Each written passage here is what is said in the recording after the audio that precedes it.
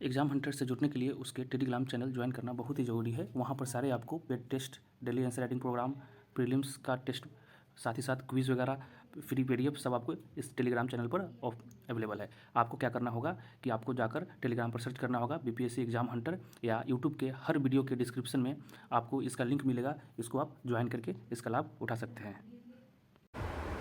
Hello everyone, welcome to Exam Hunter. So दोस्तों, बहुत दिन के बाद वीडियो आ रही है और इसमें हम लोग डिस्कस करेंगे कि जो अभी 68वां जो मेंस हुआ था उसका कट ऑफ कितने के आसपास रहने के अनुमान है, ठीक है।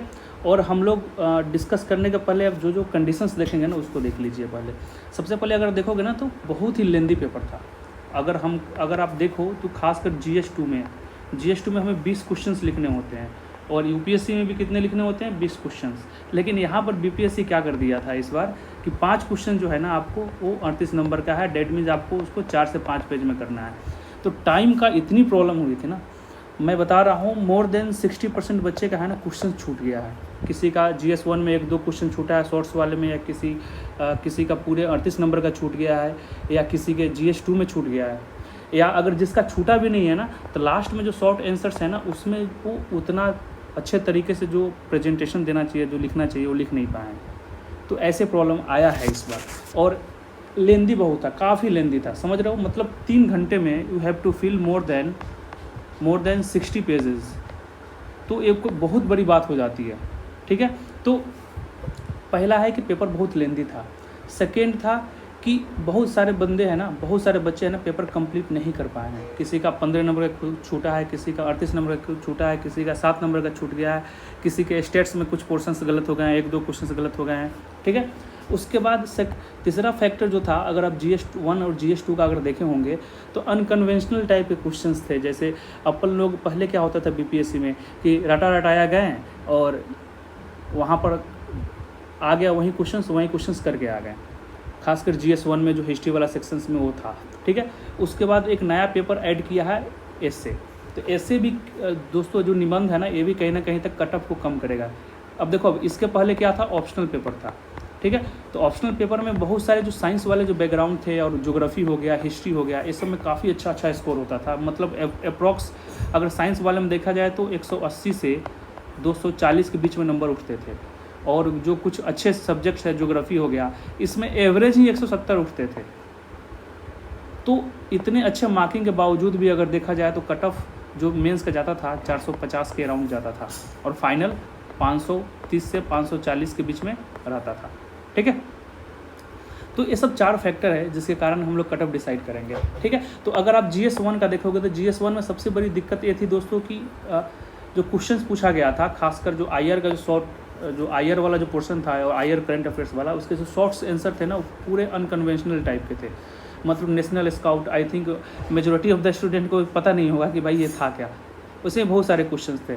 लेकिन हालांकि GS1 में जो स्टैट्स था, जो मैथ वाला जो पोर्शन था, जो स्टैट्स था, वो बहुत ही ईजी था। तो हाई चांस है कि मतलब अधिकतर जिससे मेरी बात हुई है ना लगभग सबका सही है। और गलत भी हुआ है तो 1-2 सेक्शन जो 5-6 नंबर, 7 नंबर, 8 नंबर का गलत हुआ है। तो आप स्टेट्स में आराम से 60 नंबर आप स्कोर कर लोगे। मेजॉरिटी ऑफ द स्टूडेंट इतना करना ही करना है, मिनिमम। मैक्सिमम आप 72 में 72 तो देता नहीं है, लेकिन 60 आराम से कर लोगे, 60 से 70 के बीच में, ठीक है। और बात रहा, अब देखो, अब हिस्ट्री वाला सेक्शन को देख लेते हैं।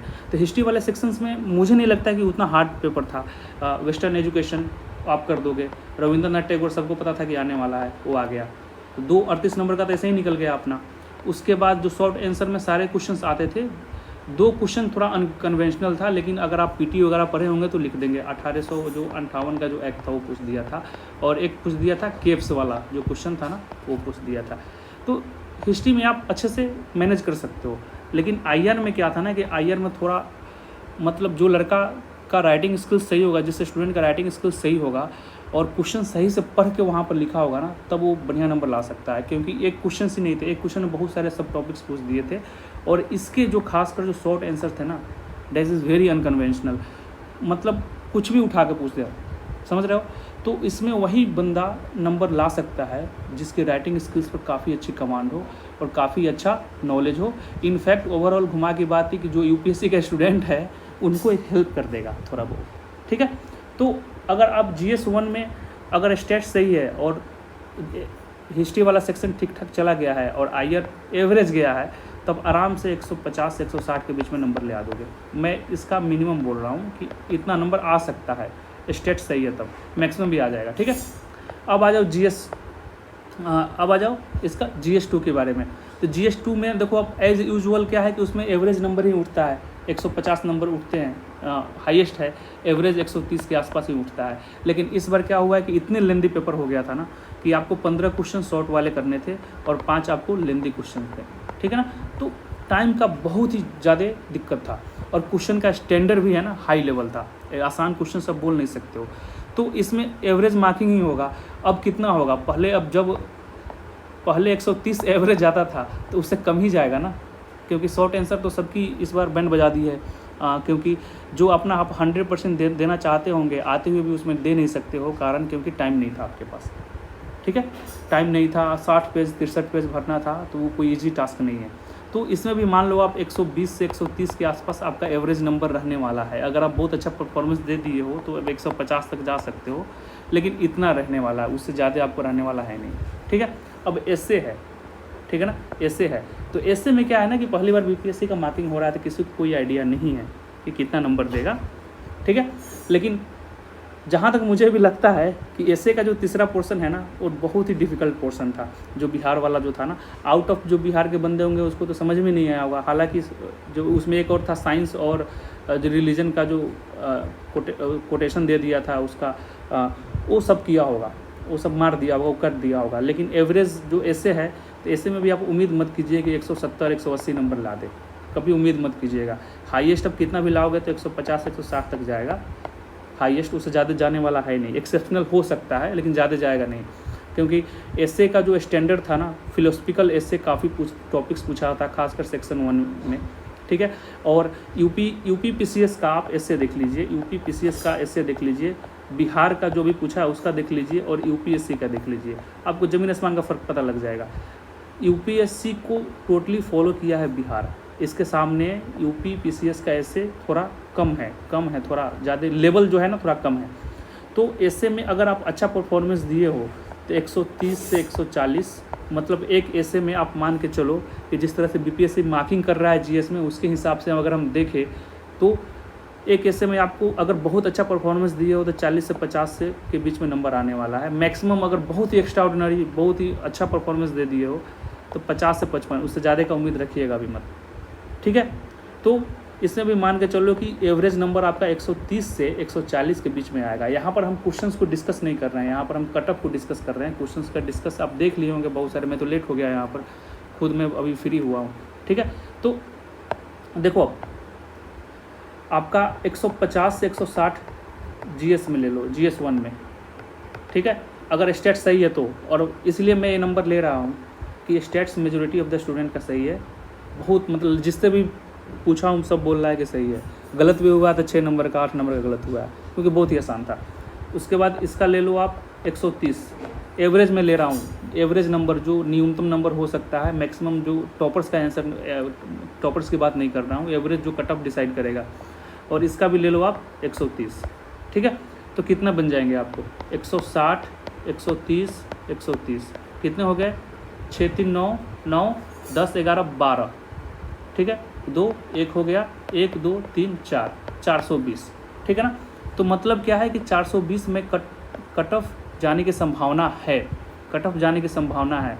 लेकिन क्या है कि बहुत सारे ऐसे बंदे हैं जिनके पेपर छूटे भी हैं। पेपर क्या है, उनके छूट गए हैं, कंप्लीट नहीं किए हैं।